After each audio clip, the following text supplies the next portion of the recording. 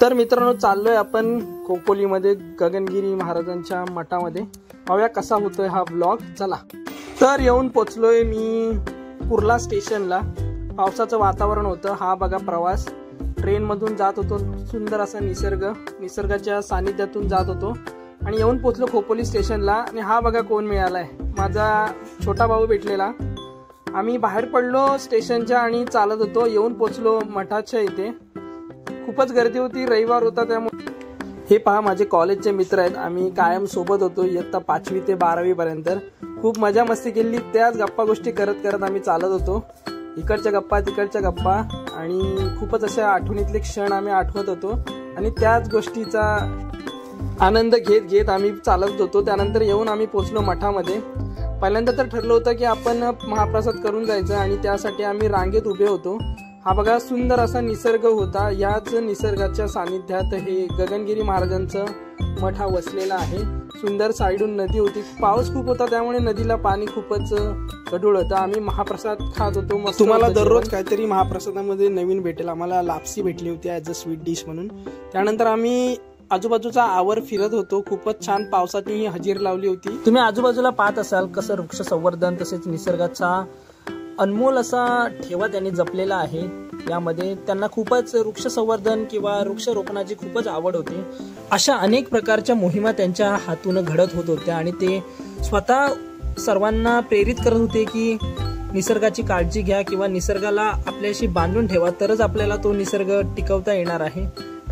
मानवाने निसर्गाचा आधार राखून त्याच्याशी समतोल साधावा हीच जीवनशैली त्यांनी सगळ्यांना सांगितली होती. त्याचप्रमाणे जगा आणि जगू द्या हा संदेश महाराजांनी कायम सर्वांच्या मनात प्रेरित ठेवला होता. हा बघा पूर्ण असा निसर्ग होता. इथेच एक हेलिपॅड आहे. इथे खूपच गर्दी होती. सर्वच आपल्या कॅमेरामधून किंवा मोबाईल फोनमधून सर्वांचे हे चित्र टिपत होते.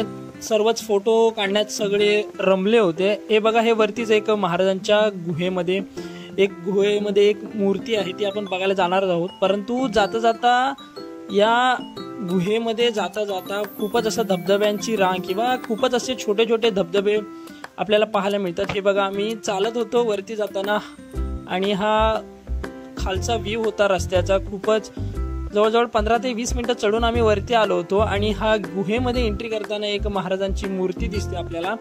इथे खूपच अंधार होता. मस्त आम्ही पाया पडलो इथे आणि थोडंसं मन प्रसन्न झाल्यासारखं वाटत होतं. आणि हा छोटासा एक धबधबा वरून पडत होता. तिथे जाण्यास सक्त मनाई होती कारण की तो डेंजर झोनमध्ये होता.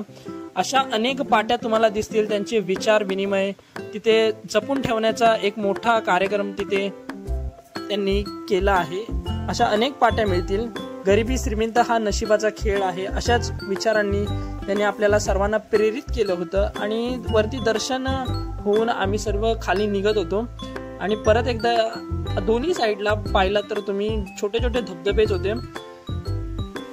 सज्जनांची संगत धरली तर मनुष्य अत्यंत चांगला होतो, हाच त्यांचा विचार आम्ही मनात घेऊन आम्ही निघालो. त्या गुहेच्या इथून खाली न्यायला निघालो. तेवढाच रस्ता होता. 15 मिनिटाचा उतरण होती. नक्कीच एक चांगला अनुभव होता. आपण पाहू शकता दोन्ही साईडला ही निसर्गाची किमया आहे. महाराजाबद्दल म्हणायला झालं तर त्यांचा जन्म 30 नोव्हेंबर 1906 मध्ये साताऱ्यामधील पाटण तालुक्यातील एक मणदुरे गाव आहे त्या गावी झाला. तर त्यांचं पूर्ण नाव श्रीपाद गणपतराव पाटणकर असं होतं. अवघ्या 6व्या वर्षी त्यांनी घर सोडले होते. तर त्यांना ईश्वर बाबतीची खूपच ओढ होती. हे बघा, आम्ही खूपच असे फोटो काढत होतो. चांगला व्ह्यू होता. त्यानंतर आम्ही तिथून दर्शन घेऊन आम्ही निघालो एक छोट्याशा धबधब्यापाशी. तिथेच एक साईडला नदी आहे. त्या नदी आम्ही पाहायला जात होतो. दोघं असे जात होतो. वाट अरुंद होती. खूपच चिखलाने माखलेली होती. त्याचप्रमाणे आम्ही या नदीच्या किनाऱ्यावरती आलो. पाणी खूपच गढूळ होतं म्हणून तर काही उतरायची इच्छा नाही झाली. त्यानंतर आम्ही पोहोचलो खंडाळा घाटामध्ये. खंडाळा घाट एक्सप्लोर करत करत आम्ही घरी आलो. धन्यवाद.